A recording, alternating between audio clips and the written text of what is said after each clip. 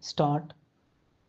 The appellant who lost the Lok Sabha election filed an election petition challenging the election of the respondent returned candidate primarily on the allegations that the respondent had made communal appeals to the electorate and prayed that the election of the respondent be declared as void under sections 101 within bracket B and 101 within bracket D of the Representation of the People Act 1951 and the petitioner be declared as elected in terms of section 101 within bracket B of the Act.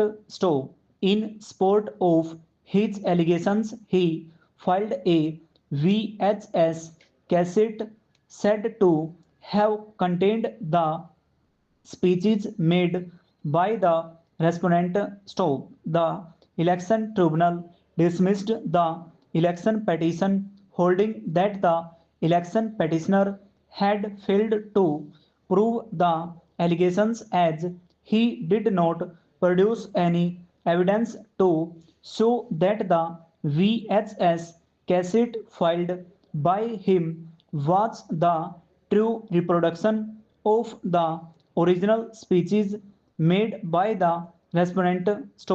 The tribunal also did not accept the plea of the election petitioner that the cassette was obtained from the election commission and was a public document and its mere production was sufficient and no further evidence was required to be adduced to prove as to how the said cassette was obtained by him.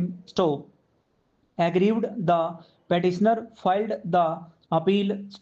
The questions for consideration before the court were whether the finding by the tribunal that in the absence of any evidence to show that the VHS cassette was obtained by the appellant from the election commission, the cassette placed on record by the appellant could not be treated as a public document is perverse, and whether a mere production of an audio cassette, assuming that the same is a certified copy issued by the election commission, is per se conclusive of the fact that what is contained in the cassette is the true and correct recording of the speech allegedly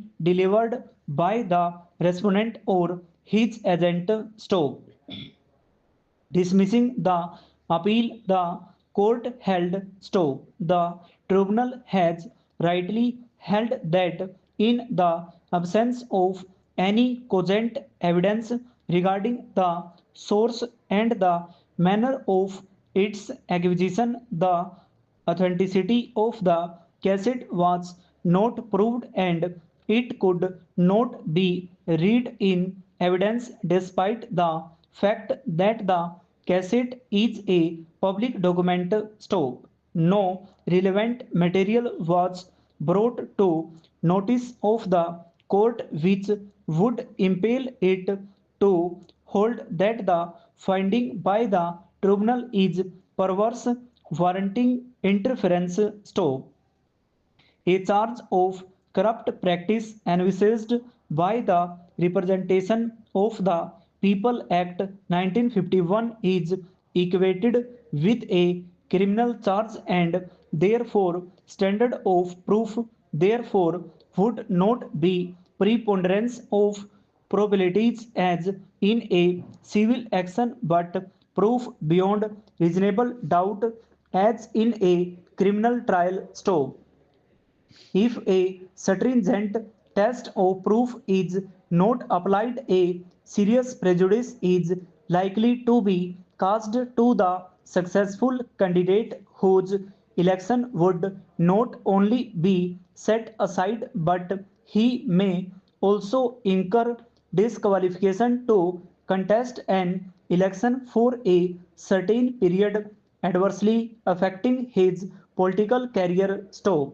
Thus, a heavy onus lies on the election petitioner to prove the charge of corrupt practice in the same way as a criminal charge is proved. Stop.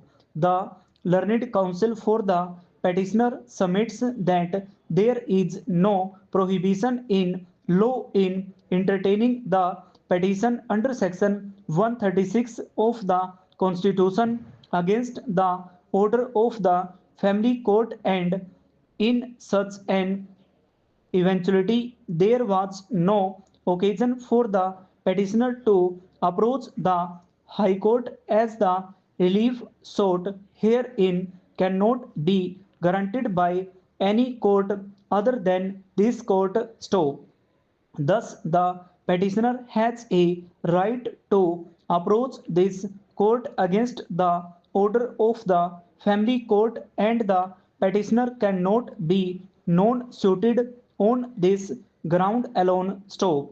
Article 136 of the Constitution enables this court in its discretion to grant special leave to appeal from any judgment, decree, determination, sentence, or order in any cause or matter passed or made by any court or tribunal in the territory of India. Stop.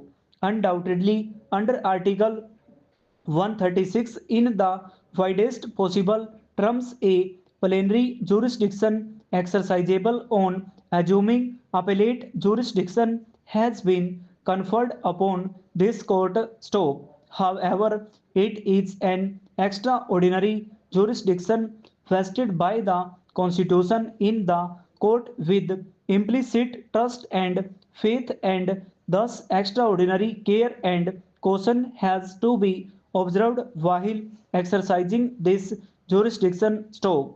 There is no vested right of a party to approach this court for the exercise of such a vast discretion. However, such a course can be resorted to when this court feels that it is so warranted to eradicate injustice. Stop. Such a jurisdiction is to be exercised by the consideration of justice and call of duty. Stop. The power has to be exercised with great care and due consideration, otherwise such an order would create problems in future. Stop.